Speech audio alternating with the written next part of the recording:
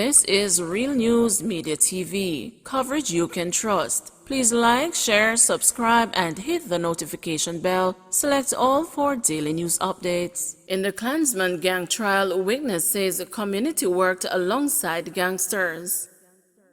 The second witness in the Klansmen Wandon gang trial this morning testified that residents in the Jones Avenue community of Spanish Town, St. Catherine, worked alongside the Wandon gang. The former top-tier member had previously testified that the gang's headquarters was on Jones Avenue and that the reputed leader Andre Blackman Bryan had a house, an unfinished studio, and a bar in the community. He testified via video link in the home circuit court that there was another house nearby where the gang would meet before going on missions. The witness further testified that before a double murder arson in an area called the Fisheries in St. Catherine, a group of more than 20 gang members had gathered at a church. This morning, he was cross-examined by attorney-at-law Venice Brown, the lawyer for defendant Dylan McLean. Brown sought to find out whether the gang members whom the witness claimed would gather behind a church in the community had been hiding. But the witness said they did not need to hide.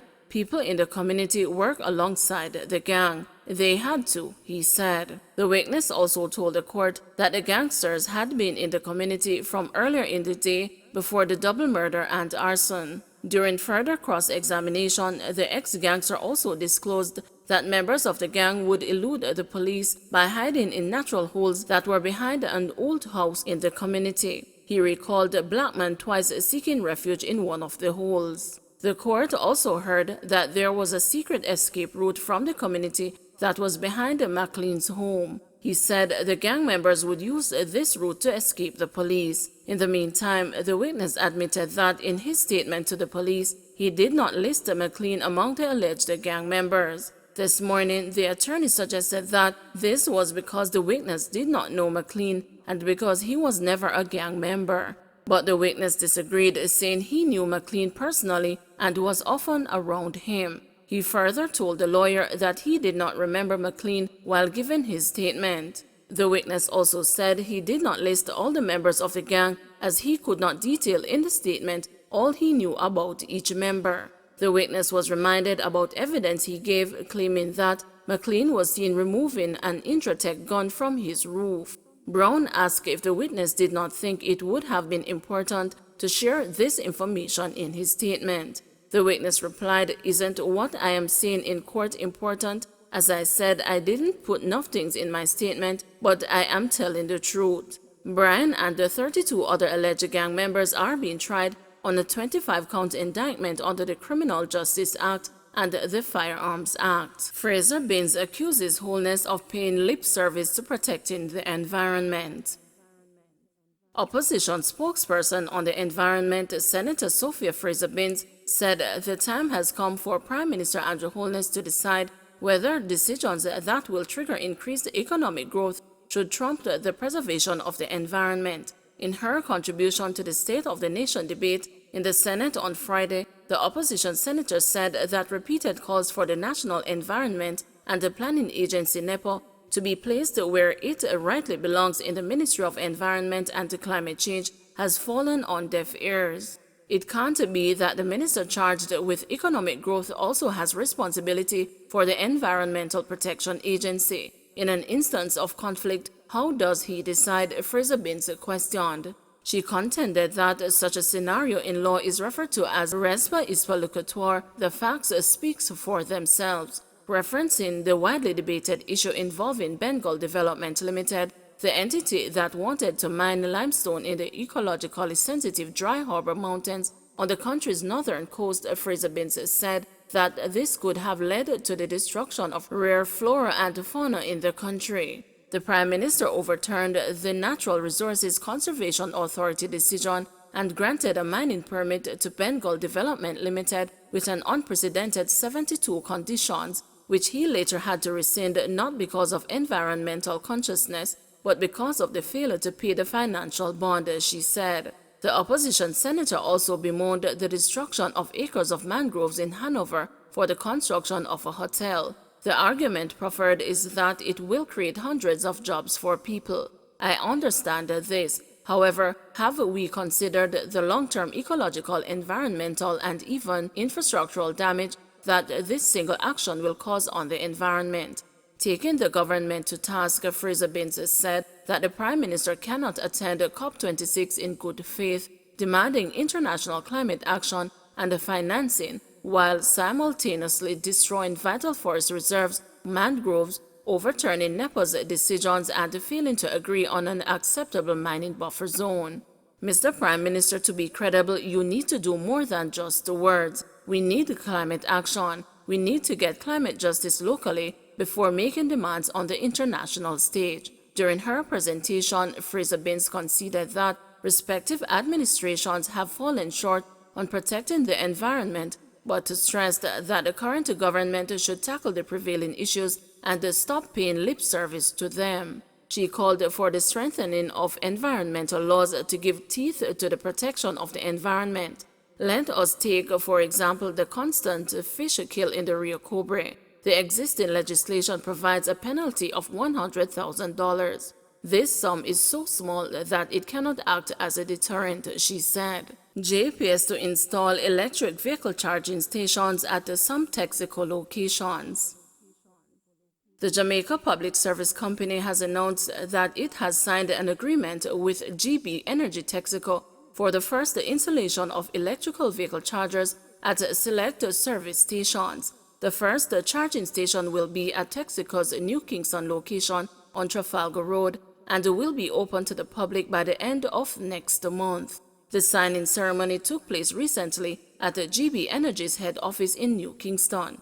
Speaking at the event, JPS Senior Vice President for Customer Services, Ramsey MacDonald, disclosed that the company was pleased to be forging the alliance with the energy company as the time is ripe for the continued build-up of charging stations in key locations across the island. CEO of GB Energy also pointed to the timelines of the development, as some car manufacturers have already indicated that they will cease to produce cars which use internal combustion engines starting as early as the mid-2020s. JPS has been laying the groundwork for a sustainable environment for the electrification of transportation in Jamaica and has set a target of one electric vehicle charging station to be accessible within a 30-mile radius wherever any commuter is on the island, the release said. The company added that it has already constructed 5 electric charging stations, 3 of which are operational. Missing man's house burglarized. A mother already distraught that her adult son is missing has now been further traumatized by a burglary at his studio apartment in St. Anne. She is also denying reports on social media that a body found was that of her son.